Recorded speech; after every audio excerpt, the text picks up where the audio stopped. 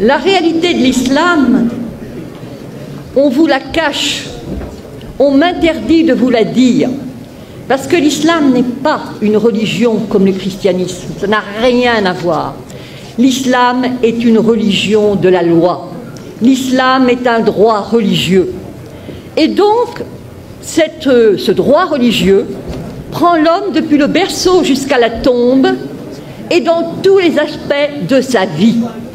Que ce soit pour aller aux toilettes, comment faire pour aller aux toilettes, comment faire pour conclure un contrat, comment faire pour faire la prière. Et ça, le chrétien ne peut pas le comprendre. C'est ça la loi islamique.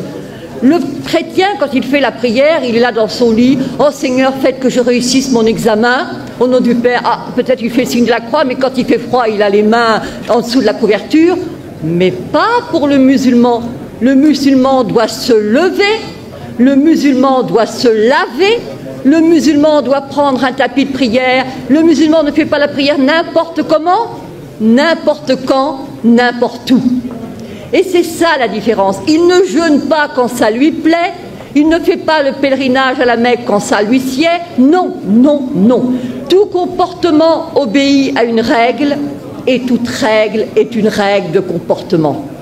Et donc, ce qui se passe, c'est que les musulmans sont super piégés, super coincés.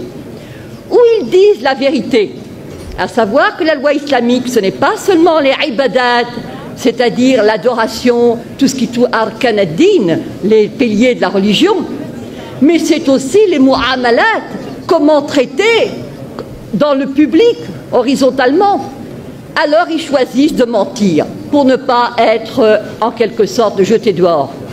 Ils choisissent de mentir qu'il y a un droit pénal, c'est-à-dire que, en fin de compte, la femme adultère est punie de 100 coups de fouet dans le Coran et que nulle indulgence ne vous prenne en leur faveur. Dit bien le Coran, le Coran.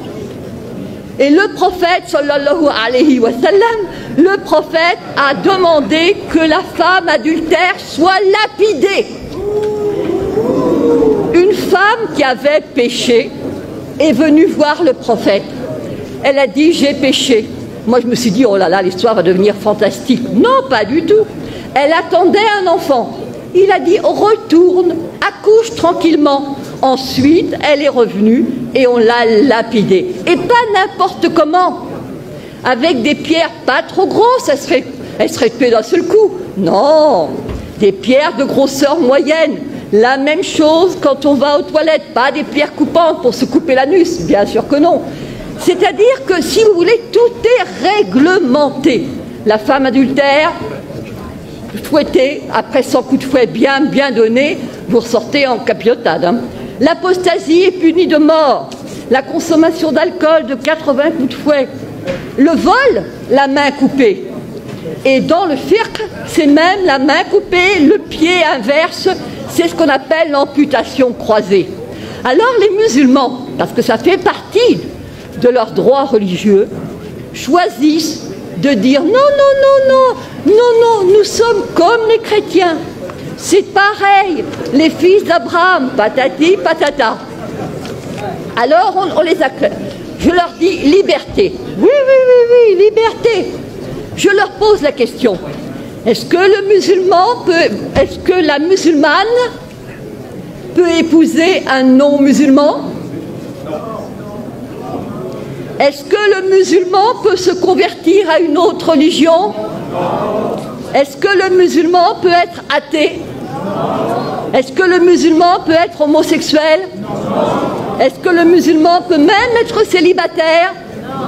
Car le célibataire est de la pire espèce. Et oui.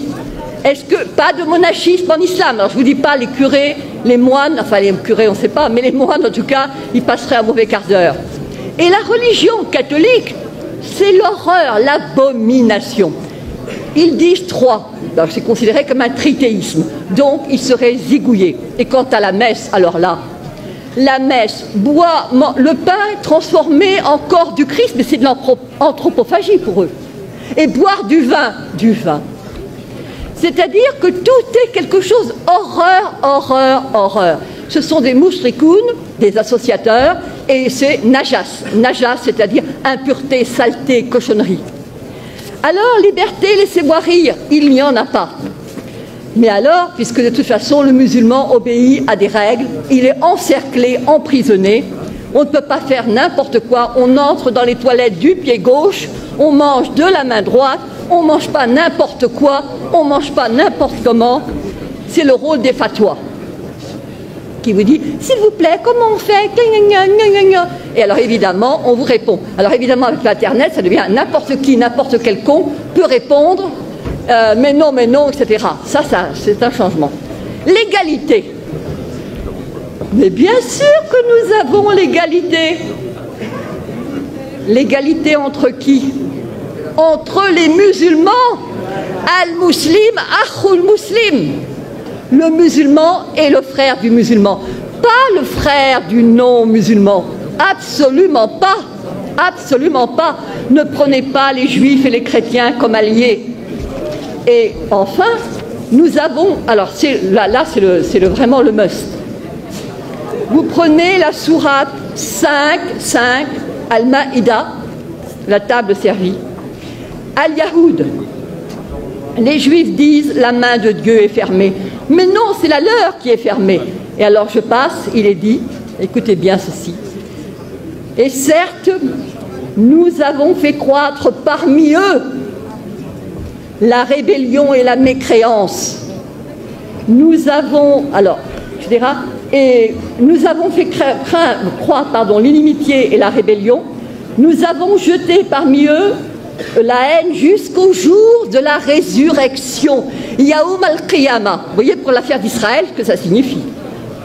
Ensuite, il est dit, ce sont les Juifs qui allument la guerre. Ce sont les Juifs qui allument les guerres. Et c'est Dieu qui l'éteint.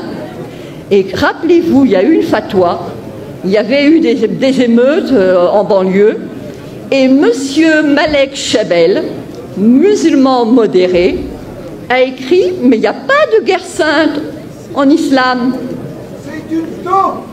C'est-à-dire, il a dit, en fin de compte, ce sont... il a cité de manière très habile que ce n'étaient pas les musulmans qui allument les guerres. Et tous ceux qui connaissaient le Coran ont compris. Parce que c'est sûr. Mais bien sûr que le problème... Alors, je me suis adressée au recteur de la mosquée de Paris, le charmant Dalil Boubaker. Je lui ai dit, comment trouvez-vous la première sourate du Coran? Il a dit, c'est le paternoster chrétien. J'ai envie de lui dire, alors crétin, le paternoster, alors commençons. Au nom de Dieu, le clément, le miséricordieux, etc. C'est toi que nous adorons. Iyyaka na'budu wa iyyaka nasta'in. Ihdina sirat al-mustaqim. Donc guide-nous dans la voie droite. Et alors là commence le suspense. La voie de ceux à qui tu as accordé tes faveurs. Sirat al-ladhin, voilà, an'amta alayhim. Donc c'est la voie de ceux pour lesquels tu as été généreux. Sirat, alors, Ghayr mardoubi alayhim, la voie de ceux contre qui tu n'es pas en colère. Walad dallin, et ceux qui ne sont pas égarés.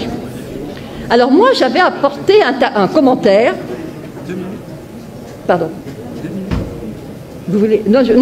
Donc j'avais apporté un commentaire et j'ai dit devant tout le monde, évidemment, là vous ne comprenez rien, mais il y a le commentaire qui explique et que tous les musulmans pieux connaissent.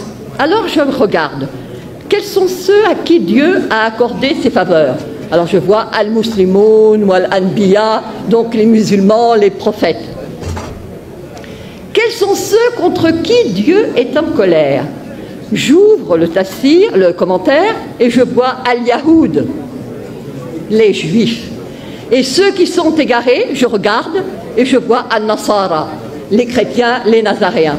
Et je dis, c'est ça, votre sourate première, le paternoster, et nos curés cons, qui font du dialogue islamo-crétin.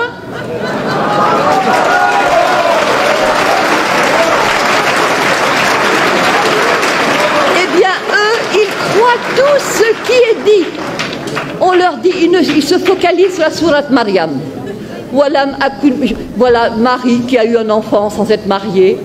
Effectivement, Walam Akun Bariya, je ne suis pas une prostituée, patati patata. Alors ça plaît aux chrétiens. D'autant plus qu'on leur sert, les chrétiens sont comme des moines, ils ne s'enflent pas d'orgueil. Lorsque tu leur parles de la sourate Marie, leurs yeux s'emplissent de larmes. Ils se disent, magnifique. Et contre qui ils sont? Ben, contre les Juifs. Les Juifs qui, pour eux, Marie n'est pas la mère de Dieu, pour eux, Jésus n'est pas le... Alors, il y a, par rapport à la communauté juive, un danger immense contre lequel je me bats depuis 5 ans.